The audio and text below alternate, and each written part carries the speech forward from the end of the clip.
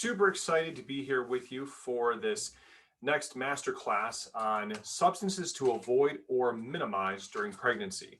And in this masterclass, we are going to dive heavily into a pretty small bucket of things, but a very important bucket of things that some may be common knowledge, but I would venture to say that many of these things may not be, because there's things that we're going to discuss that you may have heard things about in on the media or online. But if you're not familiar with this, it's important that we have a deep dive into these conversations, because these are things that if you are pregnant or looking to become pregnant are proven by, without a shadow of a doubt, to cause harm to mom and to baby if left unchecked. So we're going to dive in now. I'm going to pull up a slideshow and we are going to start diving into these most important concepts to start this part one of substances to avoid or minimize during pregnancy. Part two will come back here in 2 weeks, and we will dive deep into the next set of topics, which is going to dive deep into concepts such as like fish and other substances in the environment and environmental toxins that you're exposed to. So we're going to really lay a strong foundation. We're going to start heavily here today by diving quite a bit into the food. So let's pull up the slideshow here and we will get to work. So let's go ahead and we're going to bring up the slideshow and let's go into present mode. So again, this is substances to avoid or minimize during pregnancy, part one. And one of the reasons why we're doing this is because protecting moms and babies, right, starts with controlling what comes into their bodies. So moms, if you're watching this and you are trying to figure out the best strategies to make sure that you and your baby are as healthy as can be, start with your food. Start with what is being put into your body. Start with things that you're being exposed to in the environment. And today we're going to go through and talk about things that create damage within the body, because it's all about ultimately protecting mom and baby. Everything that mom's exposed to, baby is exposed to. Everything that is in the environment goes into both of you. And so if we have certain things get into the body that can cause harm and we can avoid them, right? I think every parent would agree that would be the best thing. And I remember when my wife became pregnant with our first child, our daughter Olivia, I was obsessive about this. My personality already is I'm a little bit of an obsessor when it comes to making sure that we do things naturally, holistically, food, getting adjusted, supplements, exercise, everything that we could do, right? Like I made sure that everything was in line. So we became hyper aware of environmental exposure issues. We became hyper aware of things that can contribute and cause damage to her and to the baby. So we went really deep into these. So let me start talking to you about the different things that you need to be aware of so we can start pulling back the layers here in this class. So first and foremost, let's talk about this concept of free radicals. So when we talk about free radicals, they're super important to understand because there are these things called free radicals that can contribute to everything from illnesses to diseases, but they're everywhere. So these environmental toxins, right? And these free radicals can be created from fried foods, from alcohol. They can be created from tobacco smoke and pesticides and air pollutants and so on and so forth. So we need to have an understanding of what these things are so that we know where we can look for them, but also what we can do to avoid them. We need to be conscious of constantly getting antioxidants into our body because of different things that they contribute to. Antioxidants have a number of important roles, and they're in so many foods. One of the things I want you to kind of take as an overarching theme when it comes to antioxidants is they come from whole foods. They come from things that come from the ground. And you're going to see a lot of this stuff on here repeated with repeated messaging and repeated themes, that it's very much about having the right types of foods in your diet. If you look through, right, these are all foods that are rich sources of antioxidants, things like berries, things like passion fruit, and bilberry, and acai berries, and grapes, right? Then we'll talk about this as well later on in certain things that you need to know about for certain things that are almost must-haves that you have in your nutrition plan to protect yourselves at a much higher level. But all of these things, right, fruits and vegetables, are super dense in antioxidants because they can do things to protect us from free radical damage. And so when you look at free radicals, right, so we want to talk about this concept of how a free radical works. So in this short video, right, this gives you an idea of how a free radical interacts with your cells. So let's go ahead and play this here for you. So this is a healthy cell, right, with all of its organelles. These things are called free radicals. So free radicals are essentially atoms that have what are called unpaired electrons. Well, so what they do is if they have unpaired electrons, because they're like little magnets, they're going to steal electrons from your cell. But what it does is it causes damage and instability to your cell, and it can cause the cell to die, or it can cause damage to the cell that requires repair. So, and the more you have free radicals floating around in your body from things that you're exposed to in the environment, things that you eat, things that you put on your skin, things that you put in your hair, the more cellular damage they create. And the longer the exposure, the greater the damage. That's why when you talk about free radicals, it's about the long-term exposure, not one time, right? Your body naturally produces some free radicals from things like metabolism. They're constantly being produced. But the foods that we put in, the nutrients that we take in, their job is to neutralize free radicals so they don't harm the tissues, right?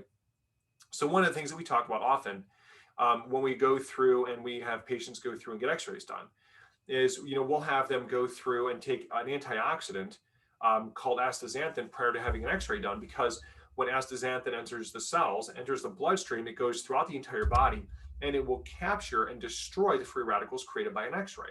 Why? Because we know that radiation exposure at any level isn't a good thing, so we want to minimize it. But with what we do, having to get x-rays for the spine or the extremities, sometimes there's a must do. So we want to minimize the damage that is done by going through and putting antioxidants in high quantities right around the time of exposure to things like this.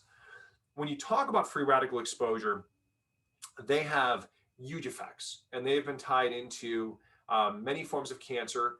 They are a big contributing factor to heart disease, cataracts, arthritis, inflammatory conditions, weakened immune system. Inflammatory conditions, when we talk about this, right, that is a huge, huge, huge bucket. When you talk about inflammatory conditions, we talked about things like diabetes. Diabetes is an inflammatory condition. When you talk about PCOS, polycystic ovarian syndrome, that's an inflammatory condition. When you look at things like allergic issues, weakened immune systems, right, these all run together. Arthritis, joint inflammation, right? So all of these things are byproducts of free radical damage.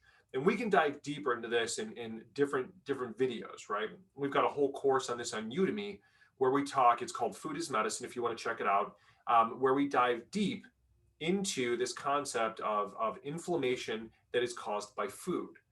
And so we talk in that course specifically about the way that food drives inflammation, but also what foods you can use and strategies you can utilize in your home to go and bring down inflammation. So what I'll do is I will drop the link to that course here in the notes after we get done, so you can take a look at this. So they're everywhere. So when you look at things like free radicals, right, they can be created in contaminants that are in the food, air, water, and there's things that are everywhere, right? Cigarettes. I mean, I don't think we even have to discuss how nasty and disgusting and damaging cigarettes are, but they're massive, massive producers of free radicals within the body, right? So we know that they've been linked to cancer. We know they've been linked to emphysema. We know that they've been linked to a million different types of things. So I think it goes without saying that smoking when you're pregnant or being around cigarette smoke when you're pregnant is not a good idea. So if you are pregnant or looking to become pregnant, if you are smoking already, make sure you stop. The sooner you stop, the better. The best time to stop is today. If you're married to someone who is a smoker, make sure they don't smoke around you. If you have family members that smoke, absolutely don't let them smoke around you. This is about protecting you and protecting that baby, and any other people's choices, they're theirs, but they don't have to impact you. Set boundaries and barriers to make sure you minimize or eliminate any exposure to these things. So pesticides. Pesticides are something that we need to have lots of conversations on, but we're going to stay relatively narrow here because pesticides and chemical fertilizers are dangerous. This has been known for a long time that these are synthetics. These are lab made. They are very dangerous. When you look at many of the fertilizers and the pesticides, let's just take, for example, we know glyphosate, right? So Monsanto has had lawsuits because of glyphosate-induced lymphomas, and they've lost billions of dollars in lawsuits because of this. So if you're expecting, right, or you're pregnant, looking to become pregnant, and you use chemical pesticides, stop. Don't be around them, because we know these things have the ability to alter DNA, like causing cancer, causing birth defects. These are really significant issues that these pesticides can cause in you and the baby. So eliminate any exposure. And listen, like we'll go through, and I have videos on this that have already been done about alternatives, right? So last year, I interviewed a gentleman from a company called Good Nature, and they are an organic landscaping slash lawn maintenance company. And they dove into some really deep topics on ways to go and naturally manage your yard and weeds and your grass using organic fertilizers and organic pesticides, non-chemically based things that come from organically derived compounds that are not harmful to you. I mean, interestingly enough, many of them were things that were common compounds that you may be familiar with. So another thing that we talked about, which I wanted to bring to kind of the forefront, was talked about fertilizers. And a lot of the common fertilizers that are used are very, very toxic compounds. One of the compounds they talked about, let's say for example, if like you use like a true green Chemlon, they use a compound called N2,4-D. So this compound is what makes the grass really green. But what we call it? What it was known for prior to being a compound for making your grass green? It was called Agent Orange. It's the exact same compound being used on your grass that gets into groundwater that your children and your animals are coming in contact with, and you. So if you use chemical-based fertilizers, chemical-based pesticides, get them out of your environment. They are very, very, very harmful to you and to your baby. And so let's move on into things like hormones. Now, hormones are things that, oftentimes we don't know where to look for these, but these are things that are in a lot of compounds. When you look at things like even stuff that you put on your skin, many of them contain hormones. The foods that you eat, it's really common to go and find hormones like growth hormones and things like that in non-organically raised beef, chicken, and pork. They're very, very common. When you look at things like non-organically raised fish, it's common to find hormones. Same thing with antibiotics. Antibiotics are very harmful to your body. They're used commonly in the right circumstances, they can be life-saving, but in general, they're very harmful compounds to your body. They destroy your gut flora, but they create massive free radical damage within your system. And honestly, in today's age, moms and dads, there are a lot of alternatives to antibiotics, and they're often overused, right? Especially when it comes to our kids. I mean, you see the rampant use of antibiotics for ear infections, and they cause a lot of different issues with like immune reactions and autoimmune reactions, and we see rashes and things like that because they're super toxic. But what's interestingly enough is that they're prescribed for ear infections when over 85% of all ear infections are viral. So you should never have anything that is a bacterial killer, which is an antibiotic, ever prescribed for viral infection. So it would always be in the best interest of yourself and your baby to try other things before going down the road of doing things like an antibiotic for an ear infection, because there's a lot of other alternatives that work every bit as well or better, like sweet oil or garlic oil, or getting your baby adjusted, or doing class 4 laser. Lasers help to go and drive the immune system up, and they give tremendous pain relief. And we use it here a lot in our office when adults or kids get ear infections. We had a little girl that was in here 2 weeks ago, came in really upset because she was in a lot of pain from an ear infection. We adjusted her, which helps to get the ear draining if you're not familiar with this. And then we did the laser. And by the time that we got done with the laser, she was smiling and happy because her pain levels had gone down so fast. So it's pretty interesting. I've actually done it myself when I had Henny Eric one day after going swimming.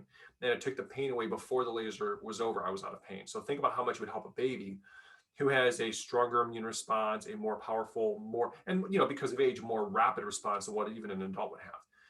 But so trying to avoid these things from an exposure perspective obviously becomes super important, because these things can be very toxic, and there's compounds in them that can be very, very dangerous for you and for the baby.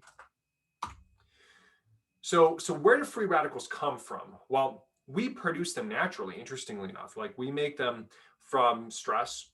And, right now we're talking about living in a time where this is one of the most stressful periods in modern history. So you think that stress levels are going to be higher? Most definitely. Stress levels in every person I've met over the course of the last 12 months have been as high as they have ever been. Same thing with our kids. So if you are a parent already, right, you understand exactly what I'm talking about. But especially if you're pregnant, recognizing your stress and then coming up with strategies to mitigate your stress become more important if now you are becoming pregnant, or if you're looking to become pregnant, because obviously managing stress levels has impacts in every area of human health. Then we naturally make them as a byproduct of metabolism. So just sitting here right now, right? So burning calories, I am producing free radicals. Now my body has some natural mechanisms to mitigate free radicals, but I work out quite a bit. So it creates stress in my body and increases my metabolic rate. So I can increase the amount of free radicals that I produce. So in my diet, I must also increase the amount of antioxidants that I consume to mitigate the damage that working out does from a free radical perspective. And the immune responses. Anytime that you're having an immune response, and believe it, even if you don't know what you are, every moment of your life, your immune system is working because our environment has viruses and bacteria and yeasts and molds in it that our immune system is always going after. So the immune response is constantly creating free radicals within our body. And then we use other components to go and knock down and eliminate that by production of antioxidants. So we always have to be aware that this process is constantly happening within us. But if we start exceeding our body's ability to manage this, it can start to have negative effects on us. That's why it's super important to become very well aware that these things are going on constantly within our bodies. And so when you look at like free radicals and antioxidants, here's the way that this works.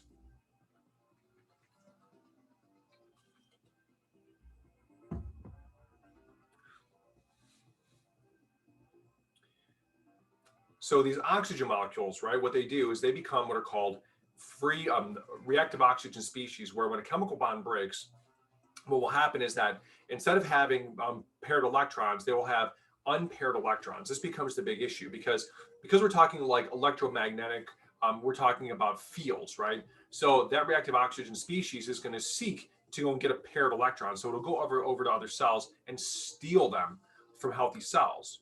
So when this happens, what it does, it destabilizes the cells. So it stabilizes the free radical, but the cells that were affected, now they are unstable. And then it produces more free radicals, and it creates this cascade of events where the cells go on a constant search throughout the entire body to try and stabilize. But it causes more and more and more destabilization because every time one cell is restabilized, two become destabilized. So you see how this would work, right? It can lead to systemic issues with tissue damage, health problems. You see disease and aging. So these are all things that we need to be very, very well aware of, right? So when you look at things like antioxidants, here's where this becomes really important. So they don't have paired electrons, so they can spare them. So what they do is they donate them so that your body is able to now replace the free radicals that were taken. So this was just a great video. So never mind the compound on here, but it was just a great explainer video. Let me get out of this. So when we talk about things like best sources of antioxidants, best place obviously is to get it from your foods. So foods are so great because they're so dense. And so many different food sources are really dense in antioxidants. And here's just a short list, right? So you look at things like berries, right? Berries are awesome. So many different types of lettuces, and we have spinach on here, but like spinach and arugula, kale, super dense in them.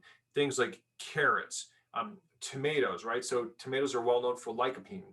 And lycopene is very protective in men of the prostate, but in general, it produces lots of healthy antioxidants, and it's best when it's cooked. You get them from things like green beans and nuts. So in natural compounds everywhere, anything that gives them a pigment, right? So for example, if you like a yellow squash, so what gives them the color is an antioxidant. And so when you absorb that, right, so you use like these beta carotene compounds, they come in and they have a widespread protective effect on certain types of compounds and reactions in your body. So thinking about this, right, you want to make your primary sources of food in your diet when you're pregnant ground-based, right? If it comes from the ground, you want to eat it. So, but you want to make sure that as much as is humanly possible, it is organic. Because if it's not organic, then you risk exposure to GMOs, you risk exposure to pesticides, fertilizers, herbicides, all which can be incredibly toxic. When you're making decisions about, buying fresh versus frozen versus canned, fresh is best, frozen is next best, and canned is to be avoided. So, because when you start getting even into canned, you start digging into other issues. Like we'll talk about this in the next video about liners that are BPA based, and BPA is a nasty compound you want to avoid at all costs. So we look at a lot of the different stuff that we eat, and we have to understand there are best forms even to eat this in. So now we can dig into this in future videos if you'd like. If you have questions about food prep, if you'd like to know more about this, drop this in the comments beneath, and I'll be happy to dig into this for you. Or if you want to know what the best compounds are, what the best foods are, happy to dig into this as well. So when you look at supplements, so there's certain supplements that become highly important. So on here, here's 3 of the supplements that we typically recommend quite a bit. So to your left, you see resveratrol. Now, the reason I have resveratrol on here is because typically, if you weren't pregnant, I'd be telling you to, if you don't have a problem with alcohol, have a glass of red wine per day, because resveratrol is a compound that is found in the skin of dark-colored grapes. It is one of the most powerful antioxidants that exists. It protects the cells in a number of different ways, but one of its primary ways that it functions is it protects this part of a cell called the mitochondria. So one of the most common sayings that about antioxidants and about life is that you are as young as your mitochondria are old. While resveratrol protect the mitochondria of the cell, which is what generates power. So when you eat food, it goes through this complex process called the TCA cycle. So what happens is that as your body breaks it down into smaller and smaller components, it needs to make this stuff called ATP, adenosine triphosphate. When it gets into the mitochondria, it runs through this complex process called the TCA cycle that spits out ATP. Okay, and so this process runs constantly every moment of your life to make sure that the mitochondria is healthy and working the way that it should, but also knows when to shut off and kill off the cell. You need to have proper amounts of resveratrol so that your mitochondria are always healthy. And when, all cells have this stuff called apoptosis, called programmed cell death. So when they hit a certain cycle of life, they are supposed to kill themselves. The cells die and they replace themselves with a healthy new cell. Using resveratrol helps them protect it so it knows when it's supposed to shut off. Because what happens if a cell doesn't know when to shut off? A cell can become what's called an eternal or an immortal cell. Well, that's a cancer cell. So our immune system is built to go after these types of cells, but we don't want to even allow that process to happen. So we want to use antioxidants as a way to protect the normal function of the cells so that they don't change the way that they work, so they don't alter their function. So you see on here 2 others, right? So the second from Pure Encapsulations, this is a broad spectrum antioxidant, and it contains a lot of the antioxidants that you would get from food. Now, if you don't have a perfect diet, and listen, very few people do, this is a great way to make sure that on a daily basis, you are getting your antioxidants. You see on the right ester C, and so ester C with flavonoids. So essentially what it is, it's a way to get in vitamin C in high enough levels with compounds that support its function, but also create more antioxidant protection for your body. So really cool stuff. They help the absorption. But here's some basic recommendations. What I'll do is I will drop a link in the notes after this, so that you can go through and check these out here if you have questions. Through our practice, we have a site that we use called FullScript. Then all of our patients get a permanent 20% off discount. So if you need to get these for yourself or for your family or someone you love, you can feel free to use that discount. It's a permanent discount. So anything you buy moving forward will be at that 20% discount. So we also want to look at avoiding foods that may be contaminated with this compound called Listeria. And if you've never heard this, I'm going to make it something that you're very aware of. Listeria has been shown to cause birth defects and miscarriages. And it's something that once you know about this compound, you want to make sure that you avoid this, because Listeria is very dangerous. Listeria can be found in a lot of common foods. It's in things like processed meats. It's in like salami and prosciutto, and it's in things like uncooked meats and raw fish and poor quality shellfish and soft cheeses. So when you look at this, right, it's in a lot of the things that people love to eat. So it's a really, really common thing, right? So that's why you've got to avoid things like your processed meats. That's why you've got to avoid, unfortunately, even if you love sushi, right, you gotta make sure that if you're having sushi during pregnancy, that you're avoiding things that have cream cheese and things that have raw fish. Make sure that anything in there is going to be cooked.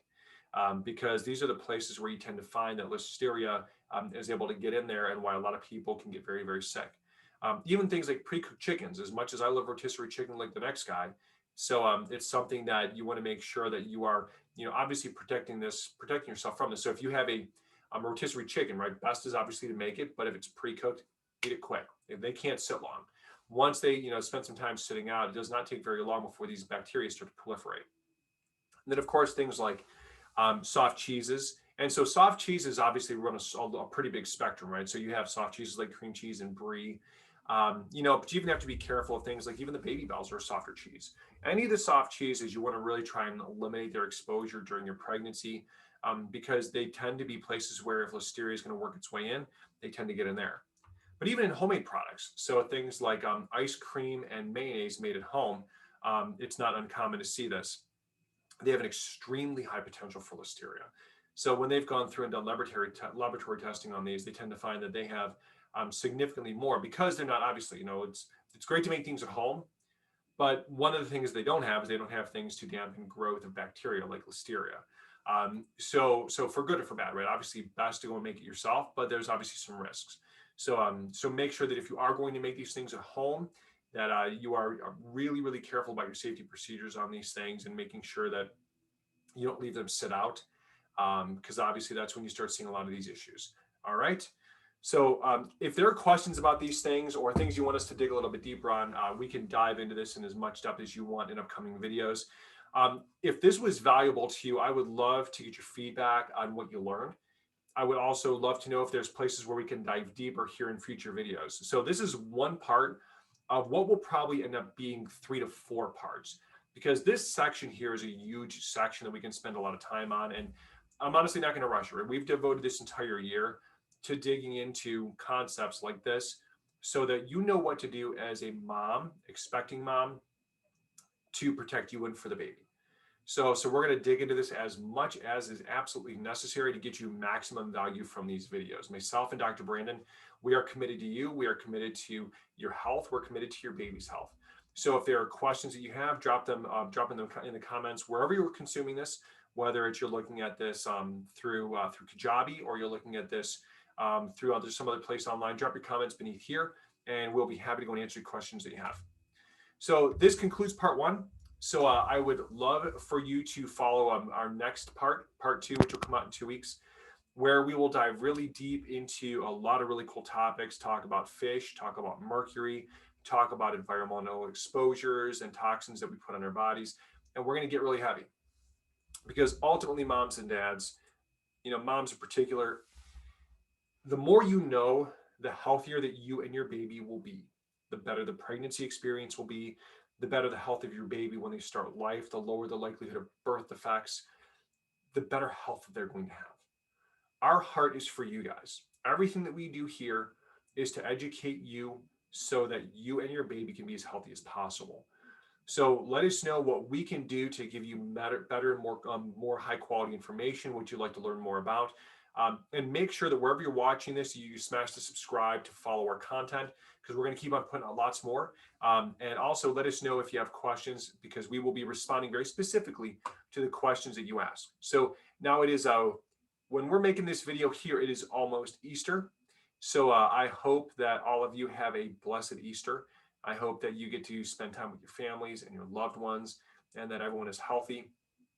And I just pray for each and every one of you that God's blessings are upon you. Have a great day, guys. God bless you.